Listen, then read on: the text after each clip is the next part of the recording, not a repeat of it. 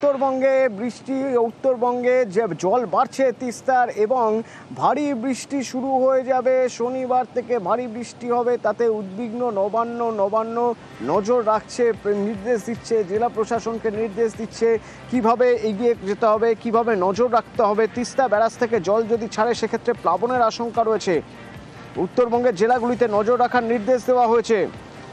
শনিবার থেকে উত্তরবঙ্গে ভারী বৃষ্টির পূর্বাভাস, কিভাবে কাজ করবে প্রশাসন, নবান্ন থেকে কি নির্দেশ দেওয়া হয়েছে জানবো। আমার সঙ্গে সোমরাজ রয়েছেন। সোমরাজ, দেখো, উত্তরবঙ্গে দুর্যোগ পরিস্থিতি নিয়ে নবান্নের তরফে ইতিমধ্যে উত্তরবঙ্গের উন্নয়ন দপ্তরের সচিব দুশোয়ার নারাইয়ালকে বিশেষ নির্দেশ দেওয়া হয়েছে। উত্তরবঙ্গের জেলাগুলি পরিস্থিতির উপর যাতে বিশেষভাবে নজর রাখা হয়। তুমি জানো যে তিস্তা ব্যারেজ থেকে লাগাতার জল ছাড়ার দরুন তিস্তা অধ্যুষিত যে নিচু এলাকাগুলি রয়েছে, বিশেষ করে মেখলিগঞ্জ, ক্রান্তি, শালুগোড়া, এই এলাকাগুলি থেকে ইতিমধ্যেই একাধিক বাসিন্দাদের নিরাপত্তানে সরিয়ে নিয়ে যাওয়া হয়েছে। রাজ্যের মুখ্য সচিব মনোজ পাল ইতিমধ্যে উত্তরবঙ্গ উন্নয়ন দপ্তরের সচিব দুশোয়ার নারাইয়ালকে নির্দেশ দিয়েছেন যাতে প্রয়োজনে আরো বাসিন্দাদের নিরাপত্তানে সরানো হয়। শনিবার থেকে সোমবার পর্যন্ত ভারী থেকে অতি ভারী বৃষ্টিপাতের পূর্বাভাস রয়েছে পার্বত্য অঞ্চলগুলিতে। সেক্ষেত্রে তিস্তার জলস্তর আরো বাড়তে পারে বলে আশঙ্কা করা হচ্ছে এবং সেই কারণেই দার্জিলিং, জলপাইগুড়ি, কালিম্পং, কোচবিহার, আলিপুরদুয়ার জেলার জেলাশাসকদের ইতিমধ্যেই সতর্ক করেছেন মুখ্য সচিব মনোজ পাল। নবান্ন সূত্রে খবর। ধন্যবাদ।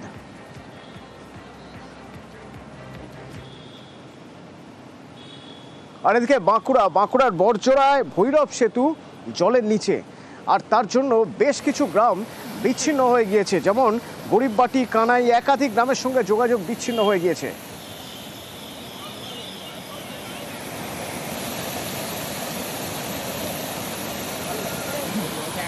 জল ছুটছে ব্রিজের উপরে, ব্রিজ ভেঙে গেছে, পারাপার সব বন্ধ। স্কুলে ছেলেদের যে টেস্ট পরীক্ষা চলছে, কি করে পারাপার করবে, কি করে পরীক্ষা দেবে? 5 দিন 6 দিন টানা বৃষ্টি, তার ফলে নদীর এই অবস্থা। ভারী বৃষ্টির জন্য এমন জল পড়ছে কেউ পারাপার করতে পারছে না। এইটাই মেন রাস্তা। কোথায় যায়? এইটাই আমাদের বেলদৌড় যাওয়া যায়, বাঁকুড়া যাওয়া যায়, ছানা যাওয়া যায়, মোড়া হয়ে যায়, সোনামুখী যাওয়া যায়। আমাদের এখন সব বন্ধ। এই যে আমাদের 20-22টা গ্রাম আছে, সবাইকে যাওয়া সব আমাদের পুরো বন্ধ। বড়জোড়া ব্লকের ভৈরবডাঙ্গা সেতু, শালী নদীর উপরে সেতু এখন জলের তলায়।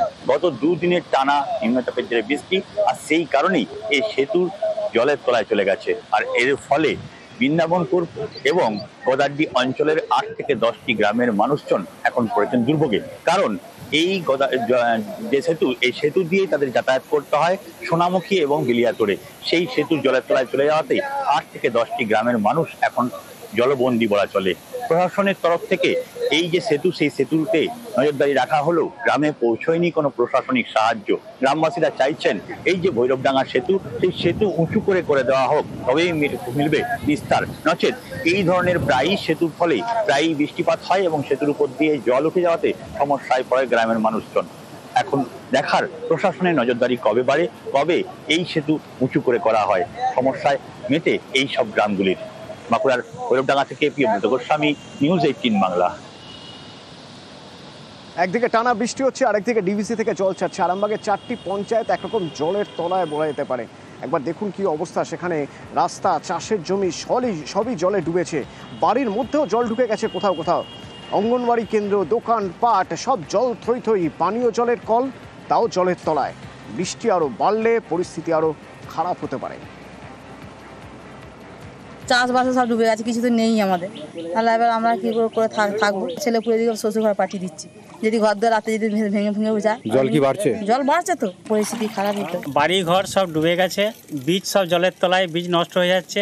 বীজ না হলে ধান রোপাই হবে কি করে? ঘর বাড়ি সব আমাদের ডুবে গেছে, বিছনাপত্র সব ডুবে গেছে, কিছু নেই আমাদের থাকার মতো। কাপড় জামা ভিজে গেছে, পরার মতো কিছু নেই। কোনো জায়গা আমাদের ফাঁকা নেই যে আমরা যে উঁচু জায়গায় কোথাও থাকবো, দাঁড়াবো। খাওয়া দাওয়া নেই, রান্না ফান্না করতে পারিনি। জলটাও কলের পাইনি, কল ডুবে গেছে। অশোকনগরের 3টি ওয়ার্ডের মানুষ ভারী বিপদে পড়েছেন। এই 3টি ওয়ার্ডের জল বেরোতো 22 নম্বর ওয়ার্ডের নালা দিয়ে। তো নালার উপরে তুলে দেওয়া হয়েছে পাঁচিল, এবার আর জল বেরোতে পারছে না। অশোকনগর কল্যাণনগর এলাকার পুরো এলাকার ঘটনা। 22 নম্বর ওয়ার্ডের এই পাঁচিলের জন্যই নিকাশির জল থমকে গিয়েছে। আর তারই প্রতিবাদ করতে গিয়ে কাউন্সিলরের সঙ্গে 3 ওয়ার্ডের বাসিন্দাদের বচসা।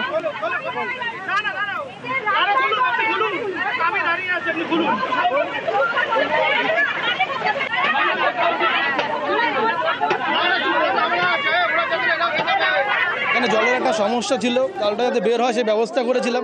তারপরেও ওরা যেভাবে এসে এলাকায় ঝামেলা করছে, আমি তাদেরকে বোঝানোর চেষ্টা করি, ওরা কথা কোনো শুনতে চাইছে না।